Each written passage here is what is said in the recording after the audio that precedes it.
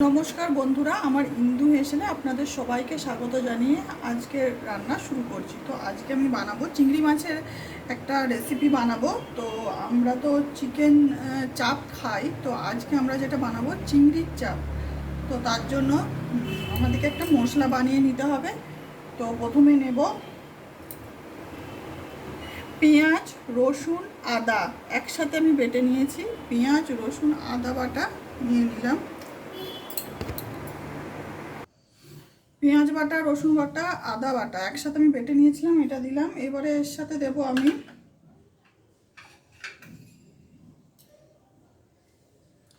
Roasted ছাতু।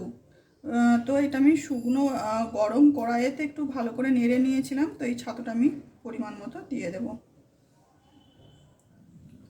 আর দেব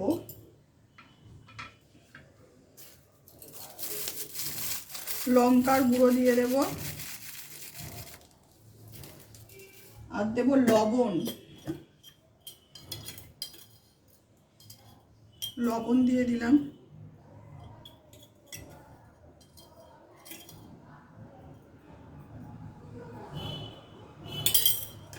দেব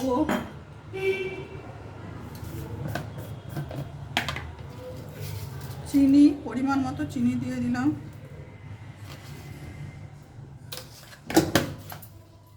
আর দেব চাপ মশলা। তো এটা আমি বাড়িতে বানিয়ে নিয়েছি এই মশলাটা। তো এটার সাথে আমি গোটা গরম মশলা, তার মধ্যে এলাচ, লবঙ্গ, দারচিনি, ছোট এলাচ, বড় এলাচ আর তেজপাতা, শুকনো লঙ্কা নিয়েছি। আর তার সাথে নিয়েছি জিরে, গোটা জিরে আর গোটা ধনে। এটা আমি সবকটা মশলা আমি একসাথে শুকনো কড়াইয়ে হালকা ভেজে নিয়েছিলাম, তারপরে শিলে গুঁড়ো করে নিয়েছি। তো এই মশলাটা এখন আমি দিয়ে দেব।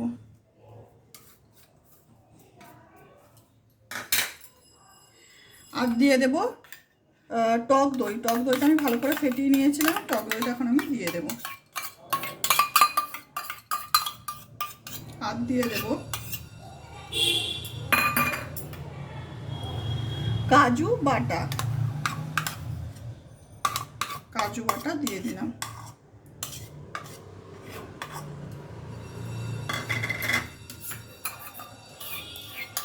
আর দিয়ে দেব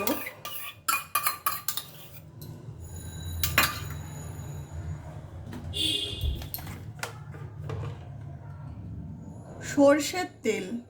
এই সর্ষের তেলেতেই কিন্তু চিংড়ির চাপটা কিন্তু খুব টেস্টি হয়। তো সর্ষের তেল দিয়ে দিলাম।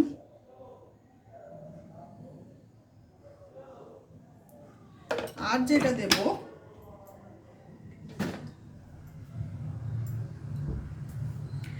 মিঠা আতর, এটা একটু দিয়ে দেব। মিঠা আতর দিয়ে দিলাম। আর দিয়ে দেব হলুদের গুঁড়ো। হলুদ গুঁড়ো দিয়ে দিলাম। এবারে এই সব মশলা আমি একসাথে আগে মেখে নেব।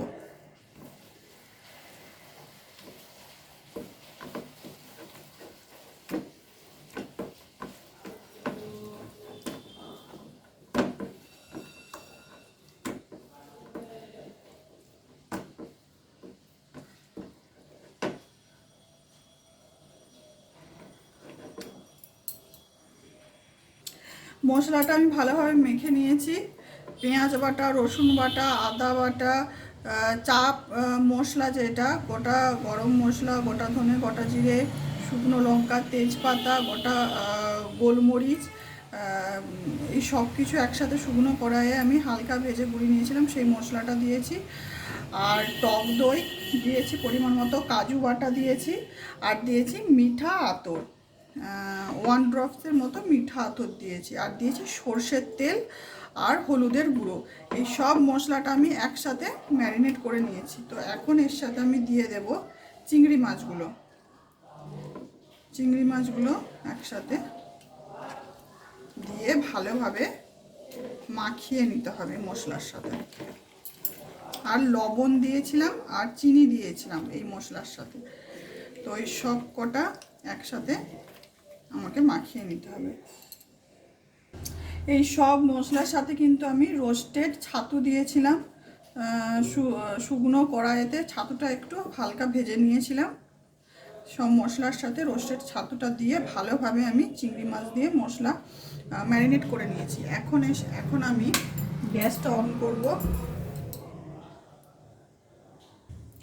কড়াই গরম হয়ে গেছে, এখন আমি কড়াইয়ে দিয়ে দেব সরষের তেল।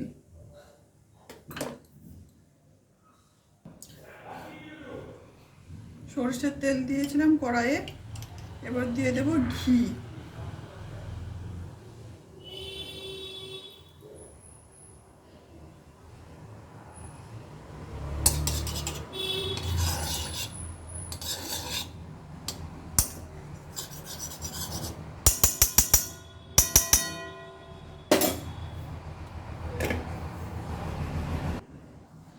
এবারে চিংড়ি মাছগুলো আমি একটা একটা করে এই তেল আর ঘিয়ের মধ্যে ছেড়ে দেব। গরম তেল আর ঘিটা মধ্যে এটা একটা একটা করে আমি চিংড়ি মাছগুলো ছেড়ে দেবো।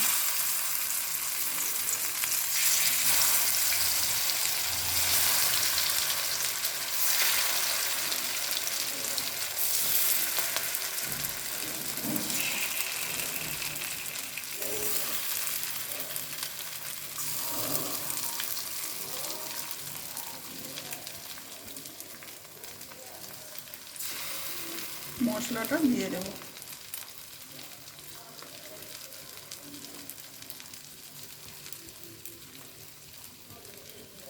এই রেসিপিটা ভীষণ টেস্টি হয়, ভীষণই খেতে ভালো লাগে। আর সব থেকে রেসিপিটা ভালো লাগে বিরিয়ানির সাথে।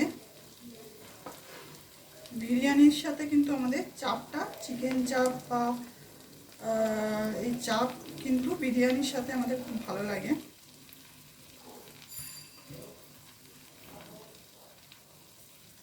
তো এটা এখন আমি ঢাকা দিয়ে দেব। চিংড়ি মাছগুলো একটু উল্টে পাল্টে নেব। আর চিংড়ি মাছ থেকেই কিন্তু জল বেরিয়েছে, তো আলাদা করে কিন্তু আর জল দেব না এই রান্নায়।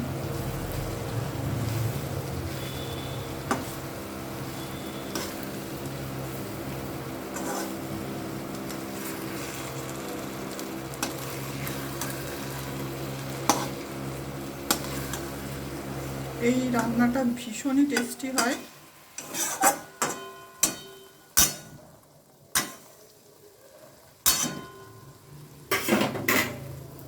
তো এখন আমি যেটা দেব, এখন আমি দেব 1 চামচের মতো কেওড়া জল।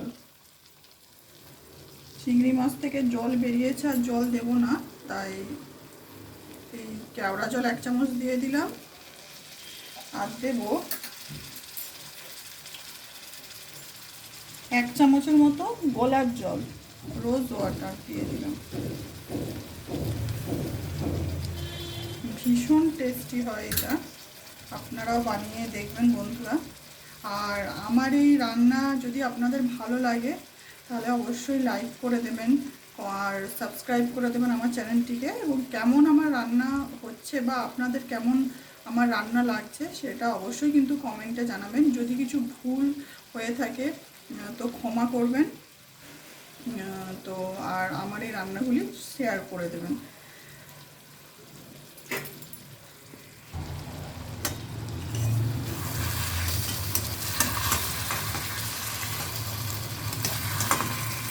আবারও এক পিঠ আমি উল্টে দেবো।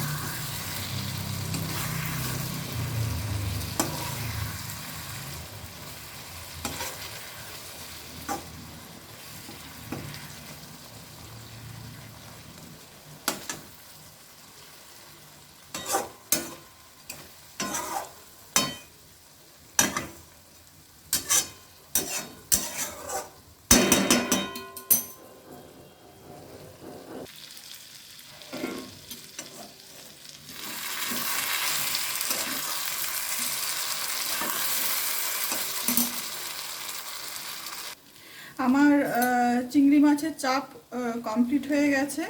তো আজকের রান্না এই পর্যন্তই বন্ধুরা। সকলে সুস্থ থাকবেন, ভালো থাকবেন। দেখা হচ্ছে পরের কোনো একটা রেসিপিতে।